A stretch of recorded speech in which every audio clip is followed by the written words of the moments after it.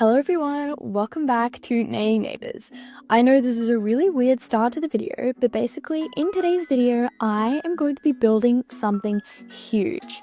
If you guys have seen this video, the thumbnail is on the screen right now, you guys are probably going to be really confused. You guys won't know what this video was talking about.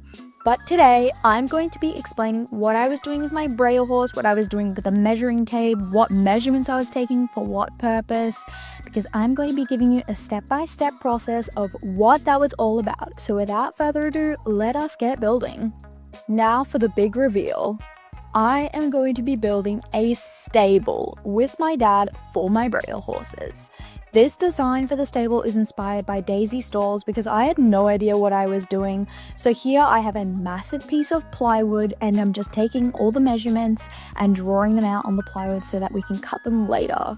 Here are the measurements all drawn out. If you guys want to pause the video to look at the measurements, they are measured in centimeters. If you guys want to convert it to inches or size it down to make a Schleich stable, please feel free to pause and do so. We started by trying to saw it with a regular blunt saw, and it didn't really work. We only got this far. So we ended up resorting to using a jigsaw, which was 10 million times faster and much easier. Honestly, it was so satisfying to watch the jigsaw cut away. It was just so fast and clean, and I just really enjoyed filming this while my dad just struggled to get the jigsaw through the wood. Then after my dad finished cutting that base piece of wood, I began to measure for the walls and the roof so that we could get that all cut up and good to glue on. Okay, now I'm just going to stop yapping and I'm going to let you watch my dad jigsaw away at this big piece of wood. It's really satisfying.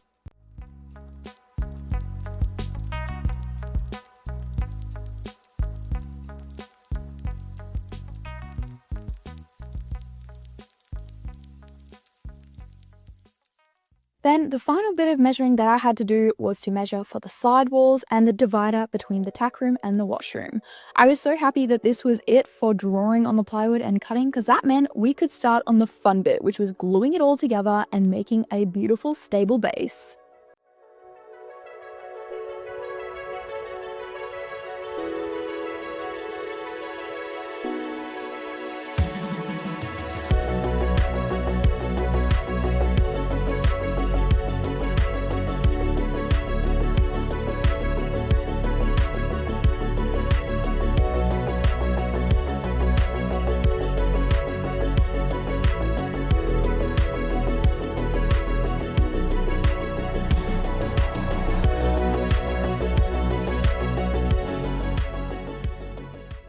And that was the last jigsawing job, because now we are setting it up and gluing. It was so fun to see it all come together into the stable base, although we were being eaten alive by all the mosquitoes, so that was great. I ended up being covered in mosquito bites afterwards.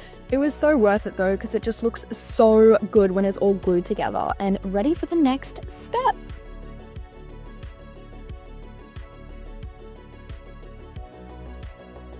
And here is what it looks like. Now all we have to do is wait until it dries.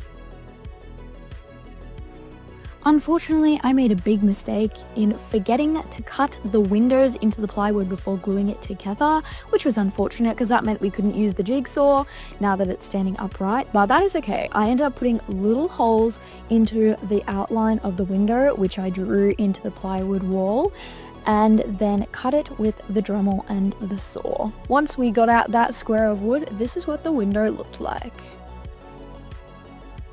And here are all 4 windows done. Next, I wanted to line the tack room with bricks. I wanted to have a big brick floor, so I bought these tiny 1:12 scale bricks from AliExpress, which ended up being super expensive. Originally, I had wanted to glue all of the bricks down into the hole as well, but then I found out that was going to be a few $100s worth of bricks, and I was not willing to spend that much money on bricks. So I just ended up doing the tack room, and I must say it looks really, really good. I had to glue all the bricks down one by one because there was really no good way of gluing them all down at once, so it was a long process, but it was definitely worth it in the end. And here is what all of the bricks look like. Now, as you can see, these bits here at the edge are sticking out, and I didn't really want them to be sticking out because I wanted to be putting plaster or concrete in, so I was sawing them off. Like, it was so painful to do though. I literally spent hours just doing this with my Stanley knife and my little saw, and it was painful, but it ended up looking really good. So yeah. This is what my finger looked like after long minutes of doing the sawing. You might also notice that there's white paint in the background, but that's just because I didn't film this chronologically. Oopsies.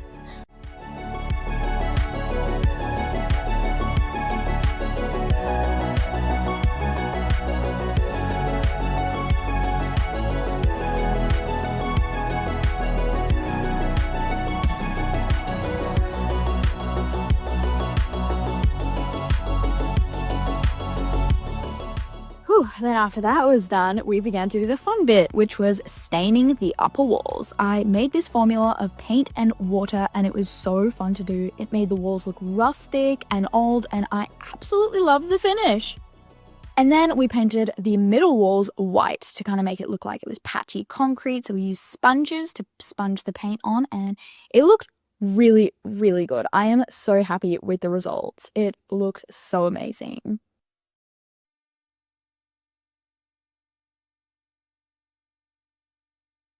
And here is what the concrete / plaster white walls look like. I think it's really realistic.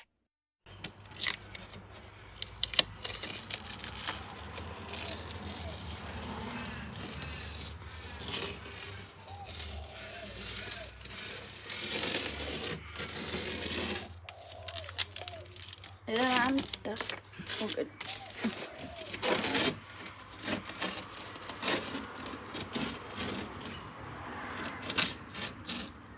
Oh no, no, no! There we go. And then it came to my favorite bit, which is to paint the lower walls black for the washroom and dark green for both the stalls. This was really fun. I just love painting in general, so this was just really kind of therapeutic for me almost.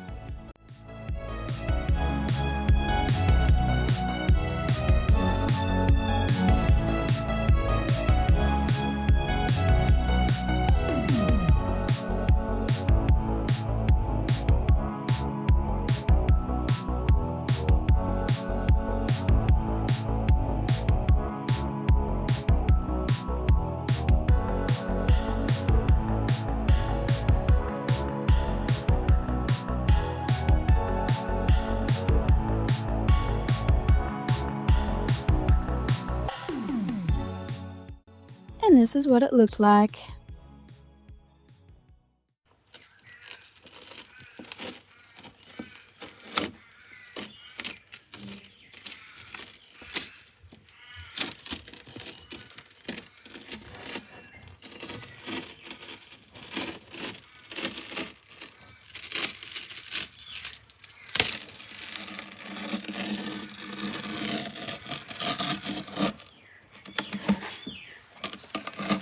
And there you have it, the fully painted walls of the beautiful stable.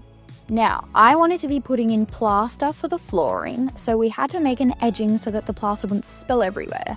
So I ordered some more bricks off AliExpress, but they were a size too small, so we had to double them up to make them the same height as the 1:12 scale bricks, because I think I accidentally ordered 1:16 scale bricks, but that's okay. It ended up working out fine. So we glued those down, and then the really exciting bit, I prepared the flooring for the plaster.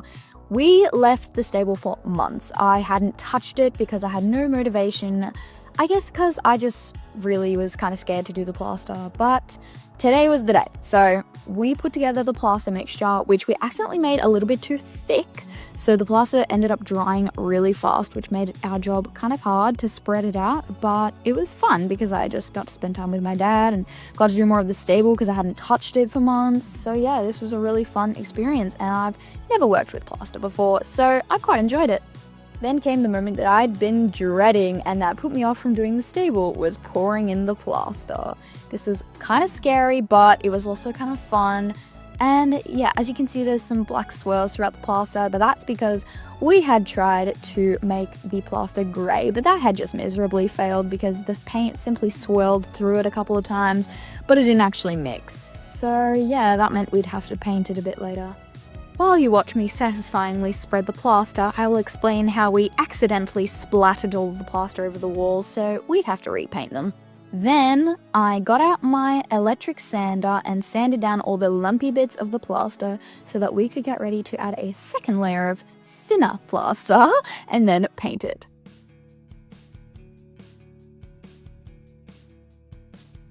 The one unfortunate thing about our thin plaster was that it ended up cracking a little bit and was so thin that it never dried quite properly, but it did make the floor really smooth. It just meant we couldn't kneel on it or put any pressure on it really.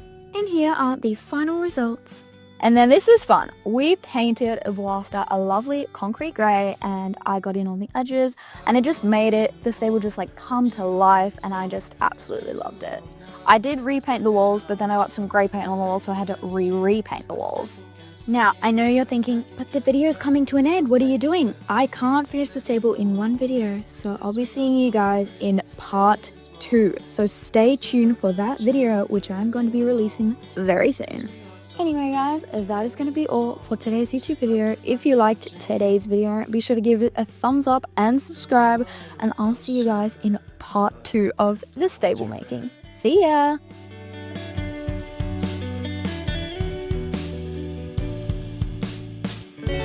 Silence in the background.